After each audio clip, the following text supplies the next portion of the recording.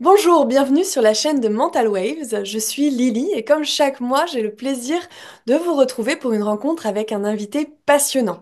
Et aujourd'hui, j'ai le plaisir d'accueillir quelqu'un qu'on ne présente presque plus et spécialement chez Mental Wave. C'est l'un des piliers de l'énergétique en France. Ses soins intemporels sur YouTube ont été vus par plus de 24 millions de personnes. Il s'agit de Luc Baudin. Bonjour Luc. Bonjour Lily et bonjour à tous. Bienvenue, c'est, comme je le disais, une joie de t'accueillir sur cette chaîne que tu connais bien, puisque tu collabores avec Mental Waves depuis plusieurs années.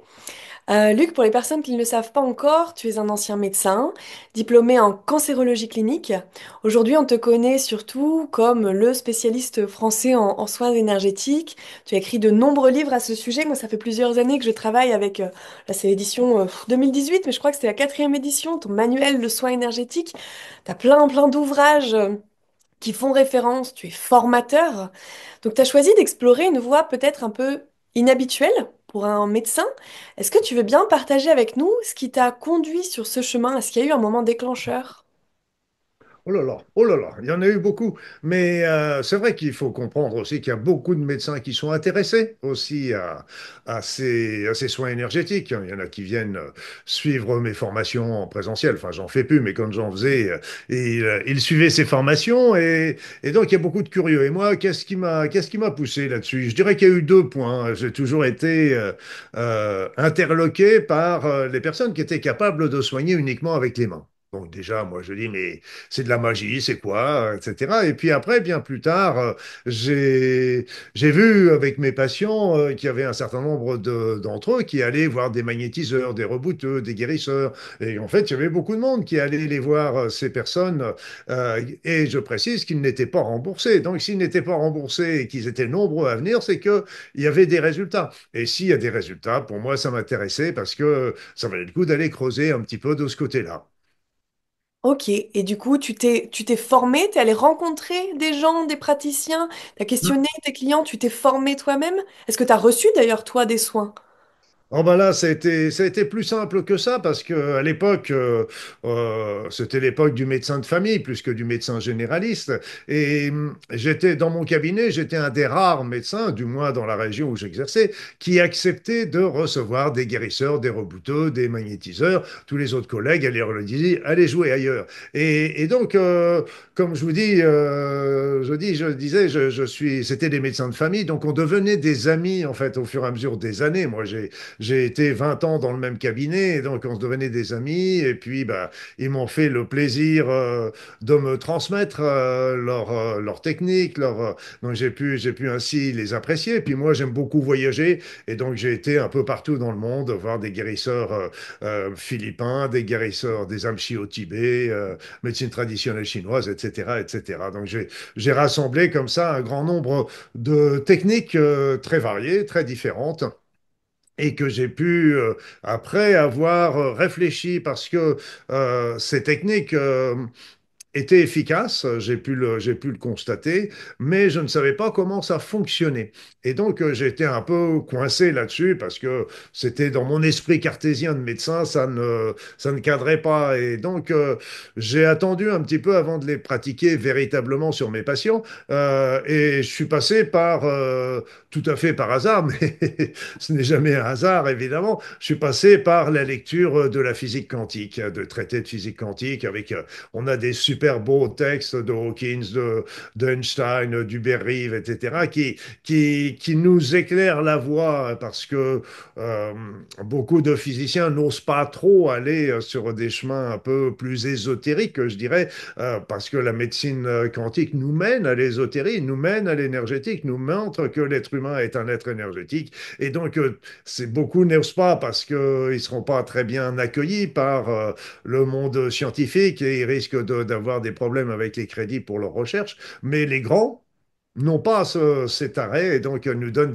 des informations. Et là, ça m'a libéré. Et c'est là que j'ai commencé à étudier, pratiquer quelques techniques que j'avais apprises et mes patients étaient ravis quand je leur disais, bon, bah, on a fait la consultation, est-ce que vous acceptez que je vous fasse en plus, gratuitement, bien sûr, donc compris dans la consultation, un soin énergétique sur ceci, cela, et ils étaient tous avec la banane et c'était un vrai plaisir de voir comme ça les résultats. Ah, c'est magnifique en fait, parce que du coup, tu as fait le constat en tant que médecin qu'il y avait un besoin et que les gens allaient de toute façon, souvent d'ailleurs on le dit, hein, sans le dire à leur médecin, parce qu'ils ont peur du jugement et de ce qui peut être dit, mais on sait que les gens y vont quand même en fait. Donc tu as constaté qu'il y avait quelque chose qui se passait, tu t'es formé, tu as eu besoin de venir rassurer peut-être un petit peu le mental en comprenant, en ayant cet aspect scientifique, et à la croisée de tout ça, ça t'a donné l'élan pour te mettre à pratiquer. Et du coup, c'est génial parce que tu dis que voilà, tu avais bien sûr ta consultation, parce qu'on le rappelle, hein, c'est voilà, on passe toujours par la médecine du corps en premier. Tu avais ta consultation traditionnelle et puis ensuite tu allais apporter ce soin. Comment pour toi on peut concilier justement la médecine plus classique et les pratiques énergétiques? Est-ce qu'elles peuvent cohabiter ces deux approches? Je dirais qu'elles sont complémentaires parce Oui. que avant même, bon, j'étais, on va qualifier aujourd'hui de médecin généraliste, hein, pour être plus clair avec les termes d'aujourd'hui. J'étais médecin généraliste, je faisais mes formations en médecine générale, je faisais des gardes de nuit, de week-end, etc. Donc, je suivais tout le cursus, mais je faisais aussi déjà beaucoup de médecine, d'autres médecines naturelles. Avant, dès que j'ai commencé à m'installer, j'avais déjà une formation en acupuncture, en homéopathie, en sophrologie. Donc, mes patients, quand ils venaient, ils savaient que bah, je leur donnerais le traitement le plus doux possible.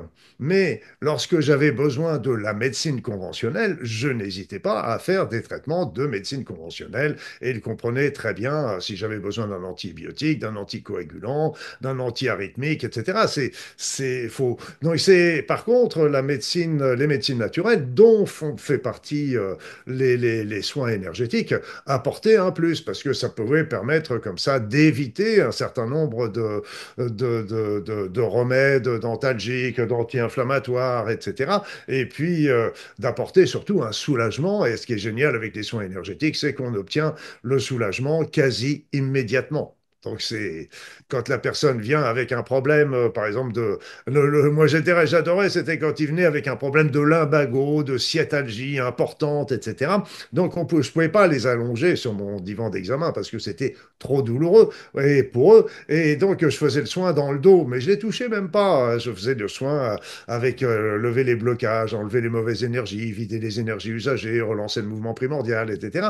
Et eux, c'était l'étonnement complet quand ils se relevaient, alors que je les avais pas touchés, de sentir que d'un seul coup, c'était mieux, voire c'était disparu. Donc c'était magique. La preuve par l'expérience, magnifique. Et on a peut-être des personnes qui nous écoutent aujourd'hui, qui découvrent hein, tout ça. C'est vrai que c'est pas commun.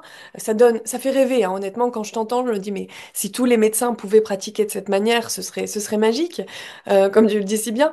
Comment est-ce que tu définirais en fait l'énergie à quelqu'un? Alors, je sais pas s'il y a encore des gens qui en ont jamais entendu parler, mais en tout cas, quelqu'un, tu sais, qui a un peu des a priori, qui voit ça comme de la magie, voire de la magie noire, à qui, voilà, ça peut faire peur. Comment tu définirais de manière simple l'énergie, l'énergétique? Alors déjà, c'est pas de la magie noire. Donc déjà, c'est pas de la magie noire. On travaille en plus avec des belles énergies. On travaille souvent avec, moi je travaille toujours accompagné de guides de lumière, d'êtres de lumière et j'ose dire, que c'est quand même eux qui font le plus gros du travail, parce que moi, je suis l'initiateur, mais c'est eux qui œuvrent, et sans eux, j'aurais des résultats, là, mais les soins énergétiques auraient des résultats beaucoup moins importants. Donc, c'est définition de l'énergie. Voilà une question qui est très bonne, et que je me suis posée au tout départ, en me disant, qu'est-ce que c'est que l'énergie? Alors, j'ai sorti les définitions du dictionnaire, j'ai été voir ce qu'il disait, et en fait, je ne me souviens plus la phrase exacte, mais c'était un élément qui était capable de fournir un travail ou son équivalent. Donc ça veut dire qu'on n'est pas capable de définir ce qu'est l'énergie.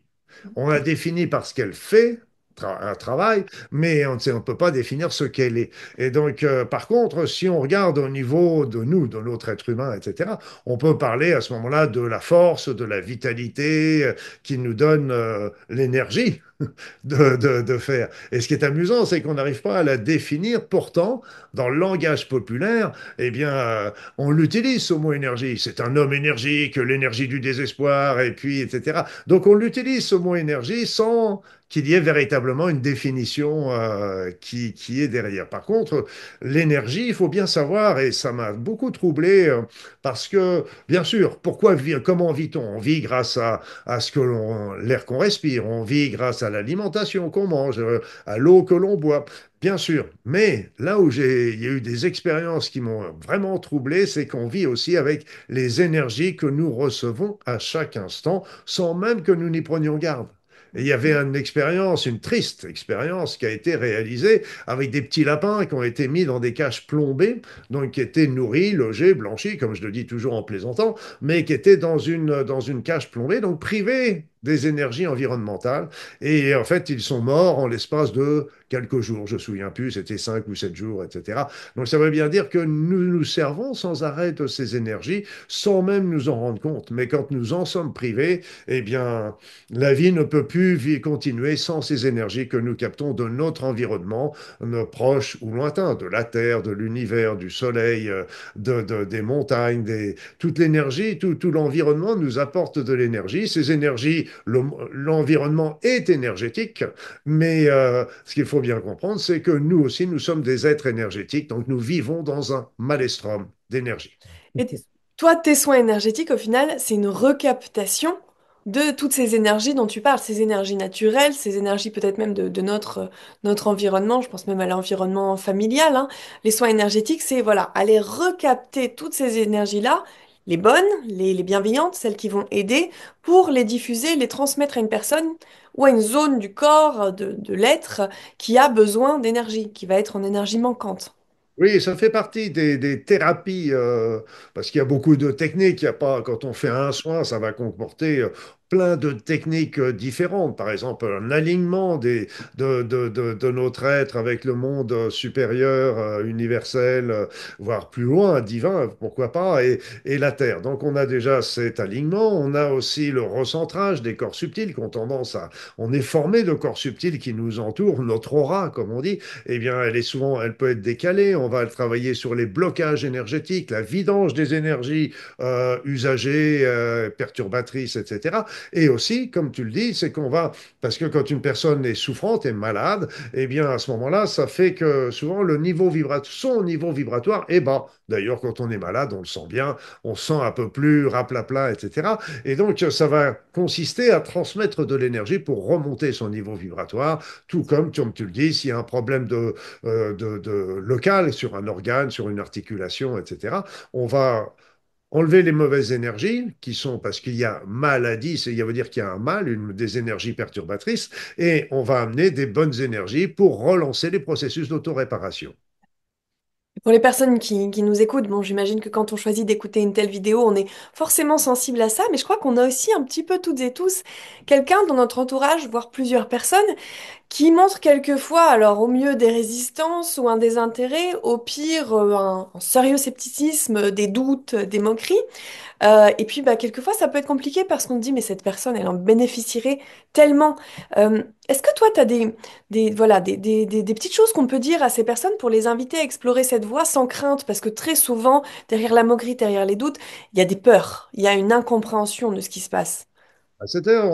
Moi, je critique pas, je comprends leur problème parce que j'étais un peu dans cette situation-là au départ, avant de travailler avec, à comprendre un petit peu la physique quantique, etc. Donc, j'étais déjà un petit peu dans cet acabit-là.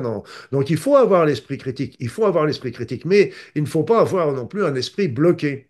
Souvent, je dis aux personnes, bah, essayez, qu'est-ce que ça vous coûte? Vous dites que c'est rien. Bah écoutez, essayez, vous allez voir un petit peu. Si vous avez une douleur, si vous avez un problème, vous allez pouvoir constater de vous-même si. Et puis, moi, je forçais jamais. Je forçais jamais. D'abord, euh, je m'imposais jamais. Je ne m'impose toujours jamais. Et puis, par contre, je laisse venir les personnes qui ont des questions. Qui ont des questions. Et donc là, à ce moment-là, s'il y a des questions, ça veut dire on est dans l'ouverture, on est dans la discussion, etc.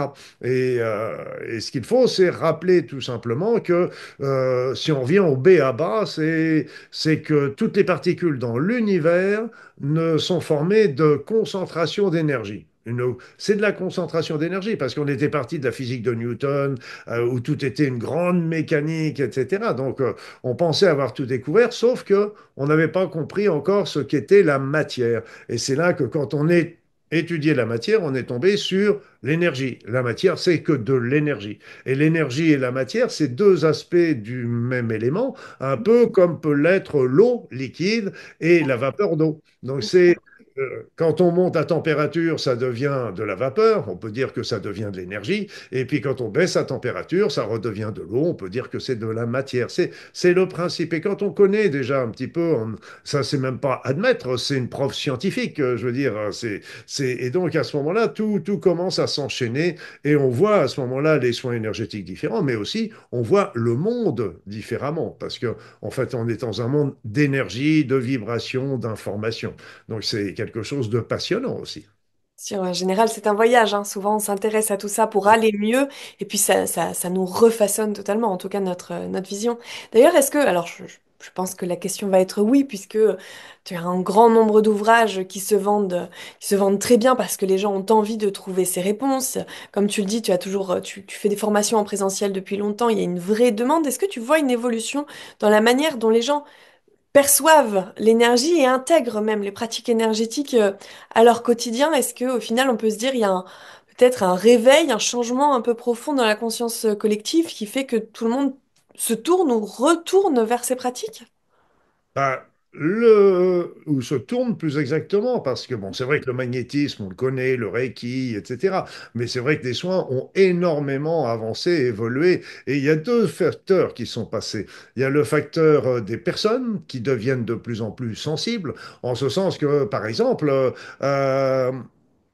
aujourd'hui, quand je faisais, j'en fais plus, mais quand je faisais des soins en présentiel, enfin des formations en présentiel, tout le monde était capable de ressentir un corps énergétique, une aura d'une personne, d'une bouteille d'eau, etc., mais en quelques minutes. Mon travail, en fait, c'était même pas de leur apprendre, c'était de leur dire, tiens, tu vois, ce que tu sens là, c'est bien l'aura que tu penses. Alors donc ça, il y a une évolution des personnes, une sensibilité, ce qui fait que les soins énergétiques, les livres que j'écris étaient surtout pour montrer les techniques, pour que les personnes puissent les pratiquer. Donc c'est pas des livres théoriques, c'était des livres pratico-pratiques, et donc où je livrais tout. Alors, mais seulement les soins ne continuent d'évoluer à une vitesse absolument fantastique, et si bien que les choses, même les techniques qui étaient difficiles, compliquées, longues auparavant, aujourd'hui deviennent extrêmement faciles et extrêmement simples, de plus en plus rapides, parce que notre conscience en tant qu'être humain a évolué, la puissance de notre pensée a évolué, le monde a évolué parce qu'il a aussi élevé sa vibration, donc tout concourt à ce que les soins énergétiques deviennent véritablement réalisé par tout le monde, réalisable par tout le monde,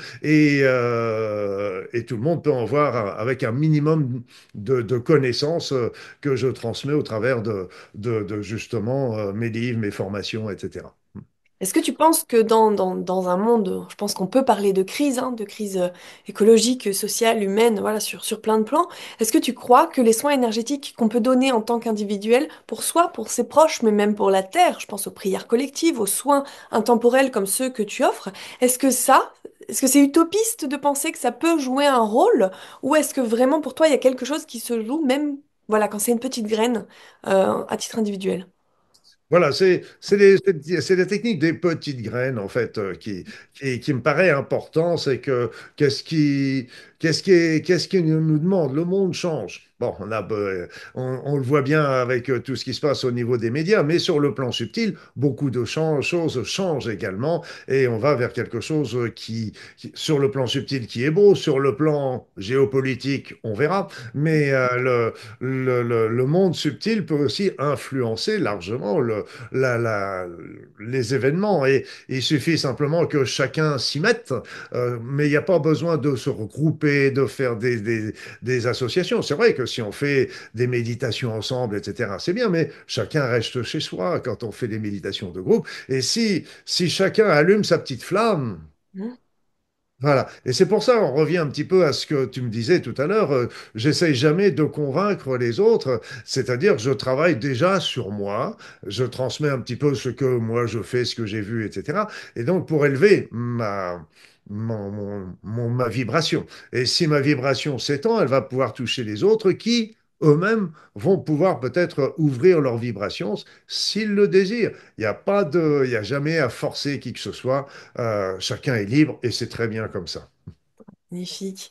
Et si on se projette un peu dans le futur, dans 20 ans, dans 30 ans, comment est-ce que tu vois, avec ce que tu sais de ce monde, l'évolution, alors j'ai envie de dire du monde, mais même de la place de l'énergétique dans le monde, dans la médecine? Est-ce que toi, tu vois des changements dans la façon dont la médecine incorpore les pratiques énergétiques? Est-ce qu'on peut espérer des changements aujourd'hui? Ah, il y a déjà des changements, en ce sens que déjà, il y a les barreurs de feu qui sont, Mhm. qui s'ouvrent dans certains hôpitaux, ils acceptent, ils font venir, ils acceptent pas, ils font venir des barreurs de feu pour soulager les personnes de leurs grandes brûlures, etc. Dans certains, il y a eu même des magnétiseurs, des guérisseurs qui sont allés, et je me rappelle la réflexion du chef de service qui disait, bon, bah écoutez, je ne sais pas comment ça fonctionne, le magnétisme, etc. Mais tout ce que je peux vous dire, c'est que mes patients sont mieux après. Donc, j'en fais bénéficier mes patients. Et puis, je pense aussi que c'est un peu comme la physique quantique. On est parti de la physique de Newton, matérielle, etc.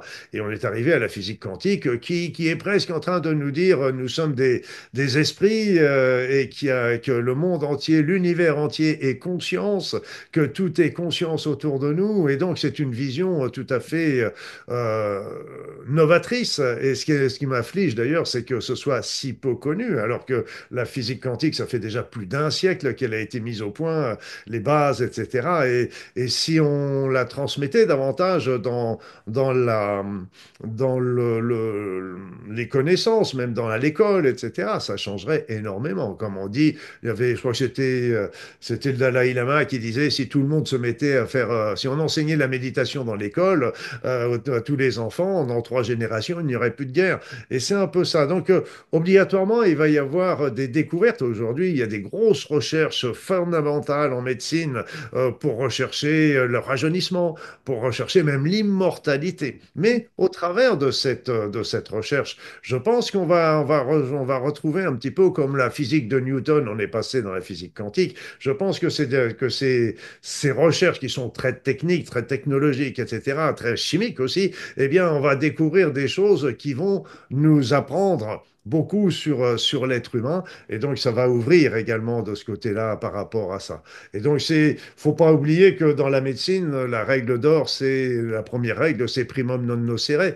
D'abord, ne pas nuire. Et c'est pour ça que je trouve que la métaphysique, les soins énergétiques pourraient apporter énormément. Et moi, je pense aussi à tous ces pays en voie de développement où il y a beaucoup de populations qui sont dans la souffrance, etc. On n'a pas toujours les valises avec les médicaments qui suivent. Moi, j'ai fait participer comme ça des ONG, mais on n'a pas toujours tout. Mais avec les physiques, avec les soins, on a toujours. Et puis, on peut apprendre. C'est ça qui est génial, apprendre aux autres pour qu'ils puissent le faire eux-mêmes dans leur pays, dans leur environnement. On fait les soins énergétiques. Il y a beaucoup de personnes qui viennent, il y a même des grands-parents, etc., qui font des soins, qui apprennent des soins énergétiques pour soigner leur famille, leurs enfants, leurs petits-enfants. On peut faire des soins énergétiques sur soi-même.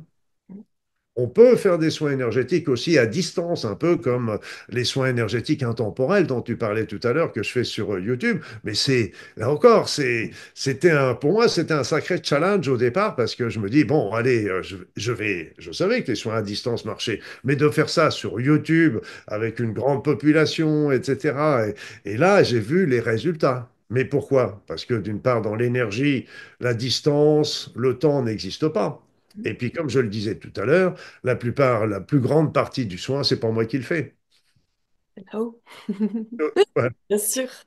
Et du coup, tu en parles, hein, tu parles du fait de donner des soins sur soi, sur les autres. Comment est-ce qu'on peut commencer à intégrer des pratiques énergétiques? Alors, c'est peut-être simple, hein, parce que quand on entend quelquefois voilà, des rituels, des techniques, ça peut faire peur. Sans expérience, comment on peut commencer à s'ouvrir au quotidien à l'énergétique avant de parler de formation, d'aller plus loin? Pour moi, c'est pour ça aussi que tous les rituels, toutes les techniques que j'avais apprises étaient souvent compliquées, entourées de rituels. Et comme je le dis souvent en plaisantant, l'une des premières choses que j'ai faites, c'était d'enlever les petites plumes, les petites fleurs, les petites machins. Et donc, pour aller au vif, au fond de la technique, et je me suis aperçu que si on simplifie, on purifie la technique, eh bien, en fait, on ne la dénigre pas, au contraire, on la rend beaucoup plus efficace et c'est beaucoup plus simple pour tout le monde, hein. Alors, je conseillerais, il y a deux choses que je conseillerais bien en tête. C'est, d'une part, c'est la demande.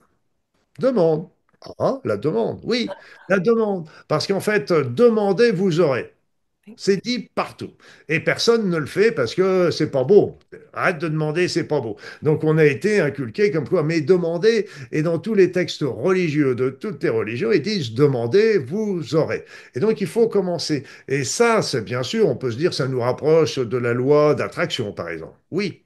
Sauf que quand on fait la loi d'attraction, on demande par exemple, j'espère, je voudrais rencontrer l'homme ou la femme de ma vie, j'espère trouver un boulot qui sera valorisant, j'espère trouver une belle maison, etc. Ok, je demande, ah, c'est bien, mais ça va commencer par se faire dans l'énergie. Et si on a vraiment notre demande qui est bien persistante et toujours bien répétée, à ce moment-là, ça finira par se mettre dans la matière, se matérialiser. Comme disent les aborigènes, ça finira par se manifester. C'est un beau terme, ça. Et donc, nous, quand on travaille dans l'énergie, on ne fait que demander. Demander, mais on travaille dans l'énergie. Et donc, c'est le premier temps. On n'a pas besoin, on n'a pas le temps matériel. Donc, on demande, on a.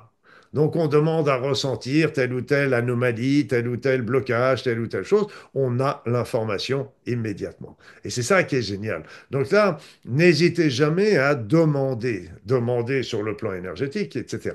Et puis, la chose essentielle, c'est que la deuxième chose, c'est que vous pouvez commencer tout simplement à demander à recevoir des énergies. Parce que si vous vous mettez en position, vous mettez bien dans votre fauteuil, les paumes en l'air, comme conseillent souvent les personnes. C'est pas obligatoire, hein. Mais et puis vous mettez une belle musique et puis vous dites je vais recevoir les énergies. Oui, oui, oui, peut-être que vous allez en recevoir, mais ça peut être long et fastidieux. Mais si vous demandez à recevoir les énergies, bingo, ça arrive tout de suite. Mais ce qu'il faut, c'est rester concentré sur cette demande le temps que les énergies arrivent. Donc c'est vraiment bluffant et il y a plein de choses comme ça. Il y avait, je me rappelle, une thérapeute énergéticienne pourtant, et qui était venue me voir en me disant, dis donc, Luc, je suis embêté parce que quand je fais mes soins, je teste, je recherche avec la main droite, mais je sens dans la main gauche. Ça me gêne, c'est pas pratique, etc. Comment je peux faire pour sentir dans ma main droite? Ben, je lui dis, est-ce que tu as demandé? Tu demandes. À qui on demande? On demande à qui on croit. Moi, je ne fais pas de prosélytisme. Après ça, on peut demander, bien sûr, si on est croyant, on peut demander à Dieu, aux anges, aux guides, etc. Mais on peut demander aussi, si on n'y croit pas à tout ça, on peut demander à la vie, on peut demander à l'univers. Si on ne croit pas encore à tout ça, on peut demander à son être intérieur, à son conscient, à son inconscient, etc.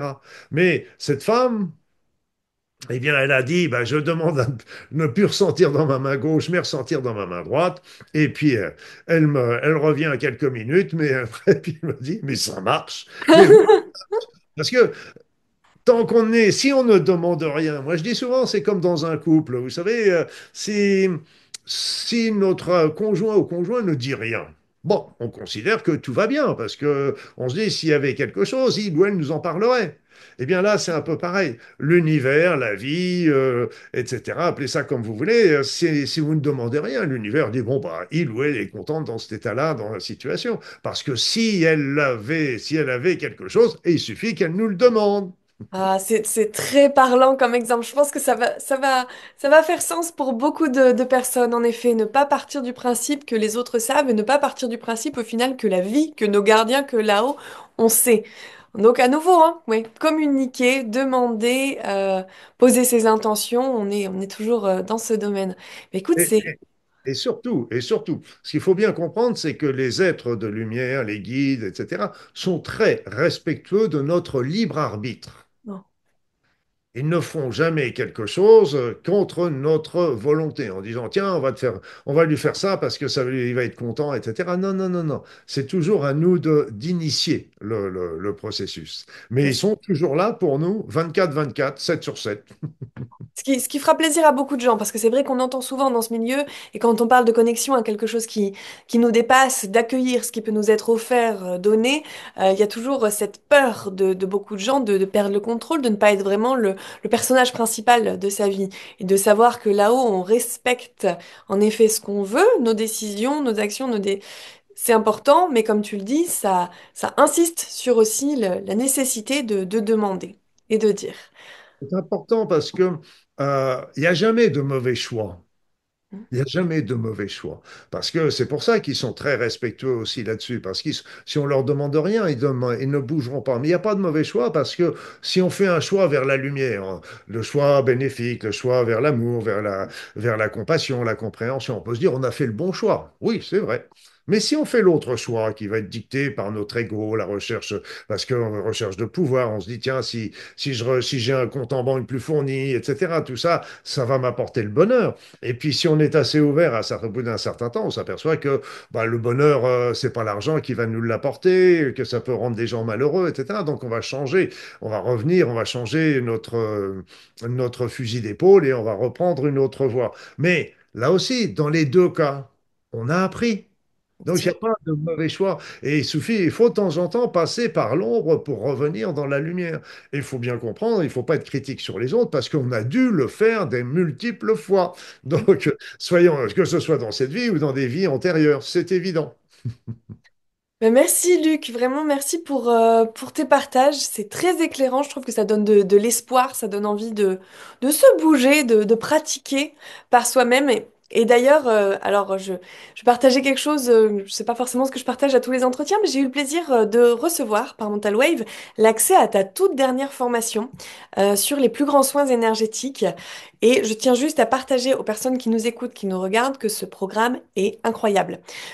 Tu as concentré en fait tout ce que tu expérimentes, tout ce que tu as appris et tout ce que tu fais depuis plusieurs dizaines d'années dans ce programme. C'est super complet, c'est juste fou. Il y a à peu près 200 vidéos, donc c'est énorme, hein. J'ai absolument pas tout parcouru, bien entendu. Et en fait, j'ai l'impression que tu partages tous tes enseignements. Il y a tes techniques, il y a ta vision, c'est très riche. Et puis, bah, c'est à un prix assez incroyable, disons-le. J'ai fait des formations dans lesquelles il y avait 10 fois moins et que j'ai payé 3 fois plus cher, puisque tu offres l'accès à tous tes contenus pour moins de 250 euros. Voilà, donc on est vraiment sur une pépite. Donc déjà, je voulais te remercier pour ce merveilleux support qui, je pense, va aider beaucoup, beaucoup de personnes et partager la nouvelle à des gens. Parce que c'est vrai que on va souvent nous demander comment travailler avec l'énergétique, comment se former. Les gens ont quelquefois peur aussi de partir dans des formations avec des gens dont ils ne connaîtraient pas, voilà, les origines, la formation, la vision. Quand on touche à l'énergie, on sait qu'il peut se passer des choses. Il peut y avoir un effet papillon. Donc c'est important, je pense, de se former avec quelqu'un de confiance. C'est là aussi où ton parcours de médecin et tout ce que tu as pu expérimenter est très intéressant. Donc je te remercie pour cette formation. En plus, ça se suit de chez soi. On a l'accès à vie. Moi, ça me rassure parce que quand j'ai plein de contenu comme ça, je me dis je vais vouloir y revenir. On télécharge les vidéos, c'est à notre rythme. On explore toutes les dimensions de l'énergétique. J'ai vu la partie sur le passage d'âme qui va me parler particulièrement. Donc voilà, pour s'occuper de soi, c'est proche. J'ai l'impression que c'est un peu la formation ultime. Je ne sais pas si tu veux nous dire deux, trois mots pour terminer cette vidéo sur cette formation. Euh, Oui, je crois qu'il y a 192 vidéos. J'ai un projet de faire encore une dizaine de vidéos pour compléter encore, parce que là, dans cette vidéo, il y a toutes les actualisations et comme je vous ai dit, ça avance d'une manière formidable. Pour moi, je considère que toutes les connaissances, expériences que j'ai reçues de différents et de là-haut, parce que j'ai eu beaucoup de choses qui m'ont été transmis comme ça veut dire que tout ça, ça ne m'appartient pas. D'accord? Donc ça ne m'appartient pas. Donc c'est pour le transmettre. Pour moi, c'est quelque chose d'important. De transmettre aux autres et de pas retenir ces informations-là qui me semblent très importantes pour l'ensemble des personnes qui vont le faire. Et je pense que ça pourra aussi intéresser énormément, même dans les pays. J'ai beaucoup de personnes aussi qui viennent d'Afrique du Nord, bien sûr du Canada, etc. Donc c'est une formation que où il n'y a aucune retention d'informations. Ça aussi, c'est important. Alors, c'est vrai qu'il y a des vidéos qui sont de base, qui ont été faites il y a quelques années, qui ont été faites avec les techniques qui sont toujours importantes à comprendre et à réaliser. Mais vous inquiétez pas, de toute façon, dans les vidéos suivantes, 192, donc, eh bien, il y a toutes les mises à jour qui vous seront expliquées, mais de commencer par la connaissance des premières techniques est toujours extrêmement important. Et je n'ai jamais calculé, je ne sais pas s'il y en a quelqu'un qui aura le courage un jour de calculer combien d'heures de, de vidéos ça représente ces 192, mais je pense que, bon, mais Eh il bien, faut écoute, les je compterai. une vidéo après l'autre, pas tout à la fois. Non, non, je compterai, je vous partagerai ça. En effet, il y a beaucoup de mise en pratique. Donc, je pense que ça va permettre de faire vivre de très, très belles expériences aux gens qui suivront. On mettra le lien de la formation dans la description de cette vidéo. Je rappelle qu'on peut aussi te suivre sur ta chaîne YouTube où tu partages des soins énergétiques intemporels, mais aussi des réflexions, des pensées, des perles de sagesse. On peut te suivre sur ton site web et découvrir toutes tes formations, tes livres. On peut te trouver bien sûr dans toutes les bonnes librairies. On va mettre voilà tous ces liens, tout ce que tu fais dans la description de la vidéo pour les personnes qui souhaitent te découvrir. Moi, je te dis encore un grand merci, Luc, pour cette belle rencontre. Je souhaite une belle journée à toutes les personnes qui nous écoutent, qui nous ont regardés aujourd'hui. Merci à vous de suivre Mental Waves. Luc, le mot de la fin? Le mot de la fin, c'est qu'il faut savoir, donc déjà dans la formation, il y a toujours une partie théorique, mais il y a toujours des démonstrations pratiques, hein. Donc là aussi, c'est très important. C'est pas une conférence que je fais, c'est vraiment à montrer. Et ce qu'il faut savoir, c'est que les énergies, elles sont tout autour de nous. Elles nous nourrissent, elles nous informent, elles nous traversent, et donc elles sont toujours bienveillantes. Ce n'est que du bonheur de travailler dans l'énergie. Elles sont joyeuses. Bien sûr, il y a des énergies qui peuvent être perturbatrices, mais vu le nombre des énergies qui sont tout autour et qui sont bienveillantes et qui sont même chargées de pensées positives, c'est vraiment que du bonheur, que de la joie. Et puis, ben, j'espère que quand on travaille vraiment dans l'énergie, je vous ai dit, d'un seul coup, on voit le monde différemment. Affaire à suivre. Merci beaucoup, Luc. Bonne journée à tous, bonne journée à toutes. Merci Lily, merci à tous.